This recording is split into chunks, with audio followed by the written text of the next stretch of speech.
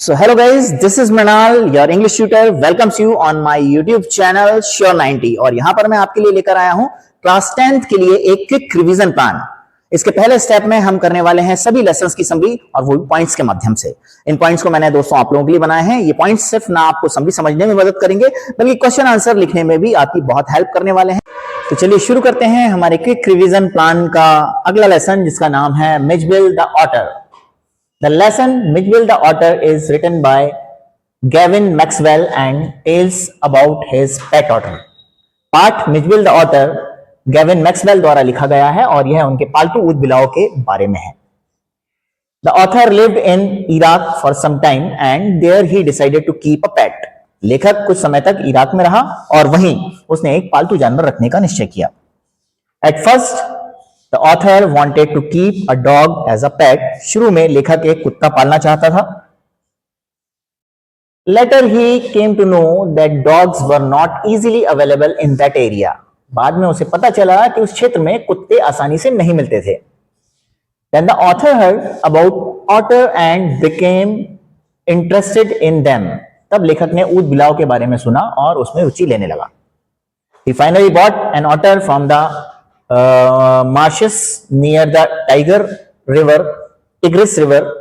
अंत में उसने टिग्रिस नदी के पास एक दलदली क्षेत्र से एक ऊँट बिलाव खरीदा। The otter was named Mijbil और मिच फॉर शॉर्ट। उस ऊँट बिलाव का नाम मिचबिल रखा गया जिसे प्यार से मिच कहा जाता था। Mijbil was very young and playful in nature. Mijbil बहुत ही छोटा और स्वभाव से चंचल था। In the beginning, Mitchell was weak and needed special care. शुरुआत में मिचबिल कमजोर था और उसे विशेष देखभाल की आवश्यकता थी। Slowly, Mitchell became healthy and active under the author's care. धीरे धीरे लेखक की देखभाल से मिचबिल स्वस्थ और सक्रिय हो गया। Mitchell loved playing with water and enjoyed swimming very much. Mijbil को पानी से खेलना और तैरना बहुत पसंद था। He invented his own games and showed great intelligence. उसने अपने खुद के खेल बनाए और अपनी बुद्धिमत्ता दिखाई। Mitchell liked the rolling objects and pushing them across the floor. Mitchell को चीजों को लुढ़काना और फर्श पर धकेलना पसंद था। The author noticed that otter are very curious animal. लेखक ने देखा कि ऊँट बिलाव बहुत जिज्ञासु जानवर होते हैं। Mitchell followed the author everywhere like a loyal friend. Mijbil एक वफादार मित्र की तरह लेखक के पीछे पीछे चलता था। After some time, the author decided to return to England. कुछ समय बाद लेखक ने इंग्लैंड लौटने का निर्णय लिया। Taking Mitchell to England was not an easy task. लेकिन मिचबिल को इंग्लैंड ले जाना कोई आसान काम नहीं था। The airline company did not allow animals in the cabin.